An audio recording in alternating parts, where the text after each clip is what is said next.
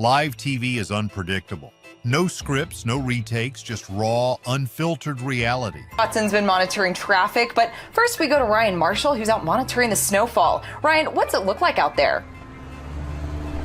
Yeah, it looks like snow, just like I predicted in my forecast from the studio. I'm not sure why I'm out here literally looking around. It looks like snow. You could just take a video of it snowing and show that. Why do I have to be here to describe snowfall? It's pretty self-explanatory. And when things go off the rails, they really go off the rails. Talked to my man Terrell Buckley last week in Miami. He was on a bye week, by the way, playing golf. He told me that defense is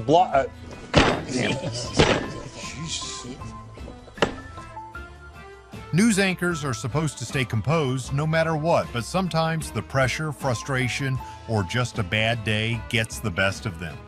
And when that happens, viewers witness some of the most jaw-dropping, unfiltered moments on live television. But if you think these moments are shocking, think again. Because for viewers at home, they often turn into pure comedy gold. From unexpected meltdowns to hilariously awkward arguments, these are some of the funniest times anchors completely lost their cool on live TV. Anderson Cooper goes off on Rod Blagojevich. Some interviews start off calm and professional, until they don't. That's exactly what happened when Anderson Cooper sat down with former Illinois Governor Rod Blagojevich. What was supposed to be a standard discussion quickly turned into a verbal smackdown, and Cooper did not hold back. I am a political prisoner. I was put in prison for practicing Wait a minute, you're a political politics. prisoner? Nelson Mandela was a political prisoner. Political prisoners have no due process and are unjustly jailed.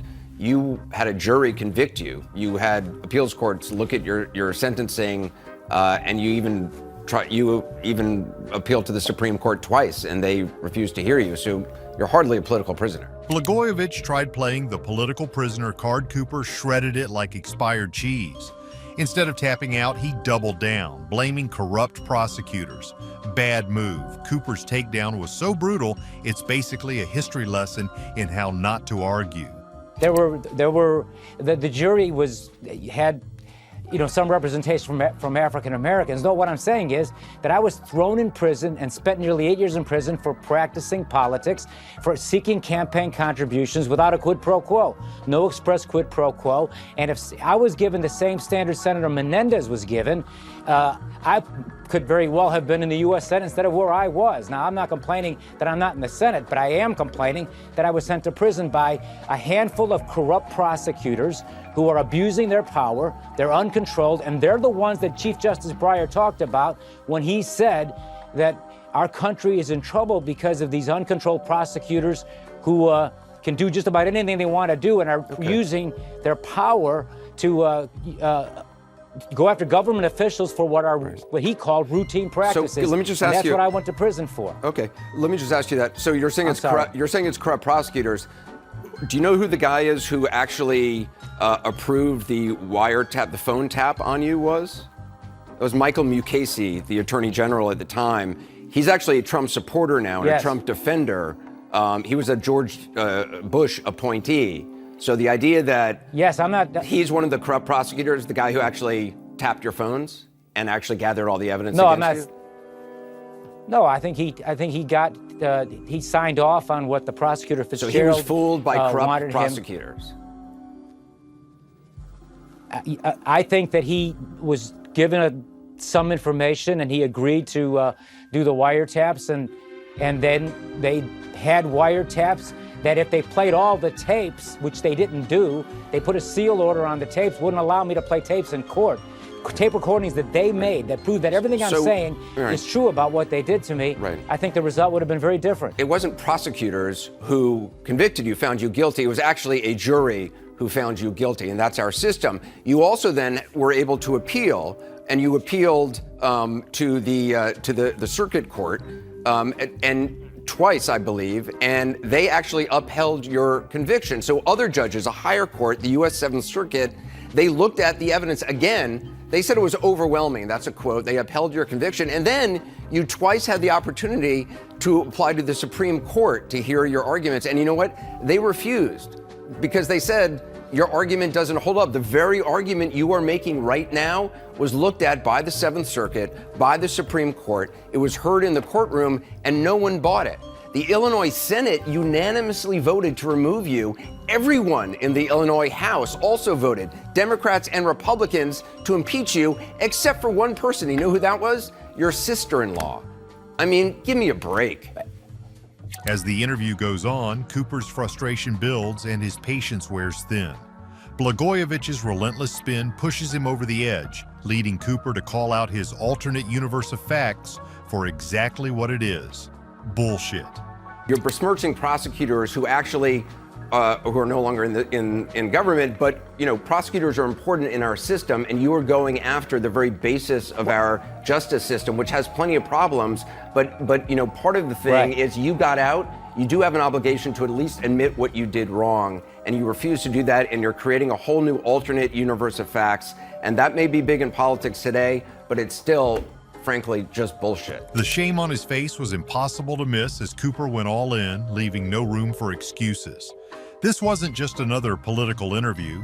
It was Anderson Cooper putting on a masterclass in accountability, living unfiltered. But this wasn't the only time Cooper schooled someone on live TV.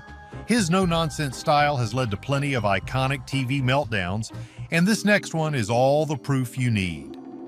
Anderson versus Human Barbie. This woman you see is said to be the Human Barbie appeared on Anderson Live with Cooper as the host, but instead of admiration, she got a reality check. Cooper didn't hold back, calling out her absurdity and giving her exactly the response she deserved. You actually do see Beyonce sweating on the stage. I would prefer to actually oversee my daughter's Botox and actually have her going underground, finding a voodoo witch doctor, or in fact, getting it off the internet and administrating it herself. Right. I honestly have nothing more to talk to you about. I gotta be honest. I gotta be honest. I gotta just stop. I'm sorry.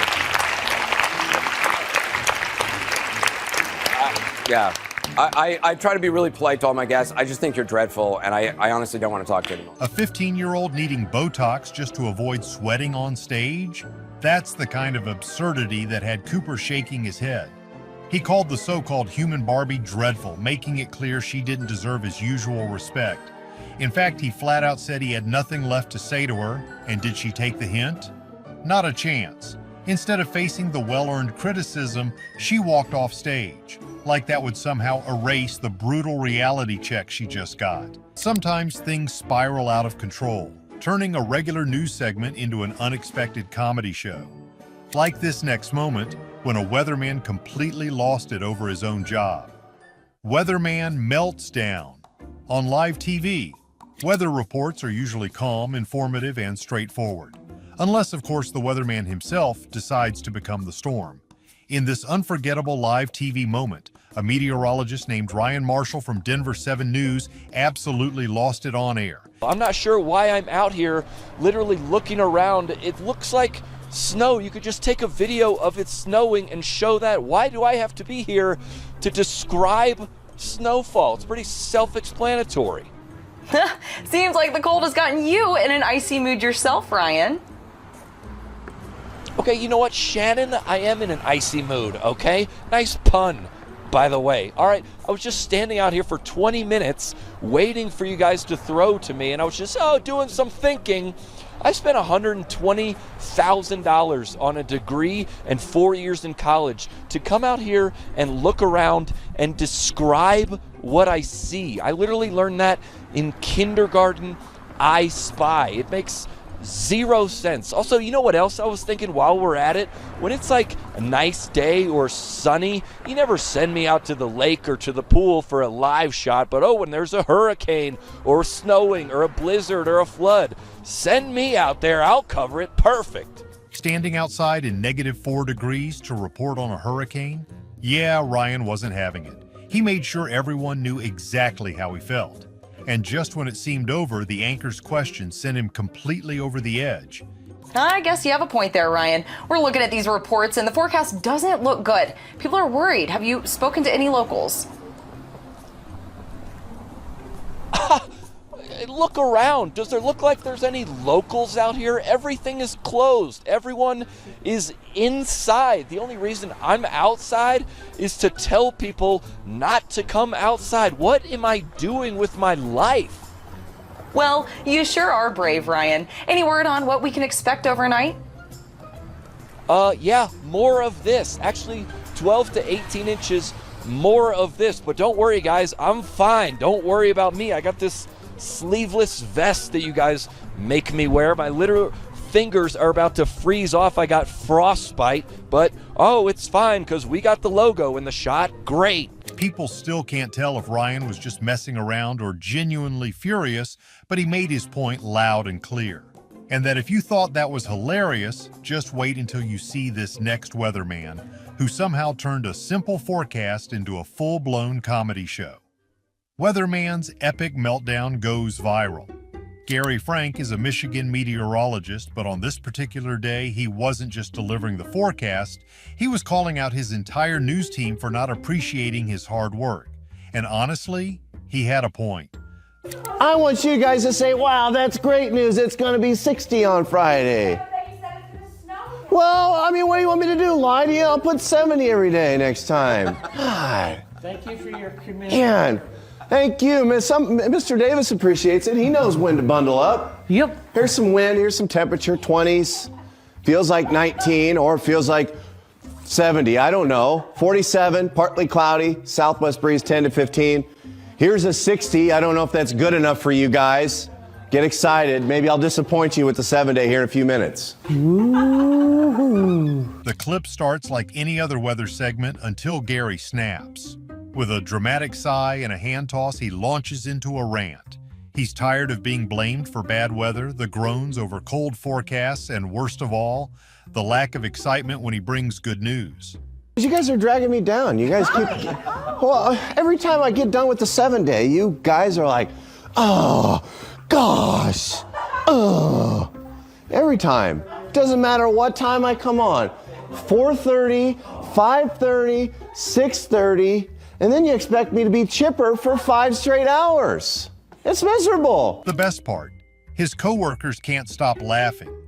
The whole thing is peak live TV gold. Whether he was actually annoyed or just playing it up, one thing is certain. Gary Frank turned a simple weather report into an unforgettable on-air moment. But not every on-air meltdown is all laughs. Some get downright heated. And this next one is the perfect example. Anchor and reporter clash, live on air. This legendary argument took place on July 19, 2001. Good day. New York anchorman Jim Ryan was watching a report from Dick Oliver on a landlord-tenant dispute. It was pretty normal, everyday stuff, until it wasn't. There's nobody on overtime, there's nobody working on the weekends. There's a lot that could be done to have this done a lot sooner. Steve? I'm here every day. Well, she lives on the first floor, and so, I mean, I don't see... I care about my other neighbors. Well, I mean... Oliver lets the tenant walk away. Ryan calls him out live on air, leading to a brutally awkward exchange. All right, it's back to you, Jim. Ollie, don't let her go away. That's what. Does she have a response to that? Is she still there? What's that? Did the lady just leave? Yeah. Oh, that's too bad. Meanwhile, the tenant in the background struggles to hold back laughter. It's tense, petty, and the kind of TV moment that gets replayed endlessly. What seemed like a heated argument between colleagues turned into pure entertainment, and viewers couldn't get enough of it. Just like this next moment, when a news anchor couldn't hold back his frustration and completely lost his cool on air. News anchor snaps on live TV. Back in 2009, Drew Smith, a news anchor for SNN News 6 in Sarasota, Florida, had what can only be described as a full-blown on-air crisis. Courtesy of a script so poorly written, even he couldn't pretend to take it seriously. 2001 document says that Smith's estate should be given to her companion, Howard K. Stern, to hold in trust for her son who died last year. In her will, Smith also intentionally omitted to provide for her spouse and other heirs, including future spouses and children and other descendants. They will... As he struggled to make sense of the jumbled mess in front of him, Smith let out a deep sigh, hung his head in defeat, and took a moment to process the absurdity of it all. And then instead of just powering through like most anchors would, he did what we were all thinking. He called it out. Holding up the script like it personally offended him, he asked, "Who writes this stuff? God, it's amazing." Then, as if realizing he wasn't alone in his misery, he turned to either the crew or the audience and threw out the ultimate validation check. Are you guys lost like I am? It's like nobody talks the way that this stuff is written. But the real kicker? He didn't stop there. Without missing a beat, he answered his own question, blaming it on this stuff is written. Some intern at NBC News Channel writes this crap. And honestly, we can't blame him. Bad news is one thing, but badly written news? That's just cruel. But this wasn't the only time an anchor lost their cool on live TV. Up next is a moment so funny you might just struggle to catch your breath. Angry anchor schools interrupting colleague. If there's one thing this list proves, it's that meteorologists are barely holding it together. And Chad Myers, he might just be the perfect example. Little bit, filled in with some air, okay, not so as low of Chad. pressure. As CNN's severe weather expert, Myers was in the middle of a serious segment about Hurricane Katrina when anchor Carol Costello decided she needed some clarification. But instead of waiting for a natural pause, she just kept repeating his name over and over, like a broken record. Chad, let me talk, Carol. Translate that for us. I don't know what that means. What does that mean? Well, if you would let me talk. Camille was 908. And so this is actually now not as in the northern hemisphere, unless you were obviously trying to get under a hurricane. All right. Carol. Thank you, Chad. All right. Just having fun with you this morning. I know. It's a stressful time, I know. And what came next was downright hilarious. Frustrated beyond belief, Myers threw his papers down and let out all the stress of covering a catastrophic storm on live TV. He and Costello tried to laugh it off, but let's be real. Nobody tosses their notes for fun. The man was done. Live TV is unpredictable, and moments like these prove no script can prepare you for everything. Whether it's a frustrated meteorologist, an anchor losing patience, or an unexpected feud, these slip-ups remind us that news anchors aren't just robotic talking heads, they're human. So next time you see a weatherman battling the elements or an anchor struggling through a bizarre segment, just remember, they're doing their best. And if they do melt down, well, at least we'll have something to laugh about. And that's a wrap. Which of these on-air moments had you laughing the most? Have you ever seen a live TV meltdown happen in real time? Let us know in the comments. If you enjoyed this video, don't forget to like, subscribe, and hit that notification bell so you never miss out on more hilarious moments. Thanks for watching, and we'll see you in the next one.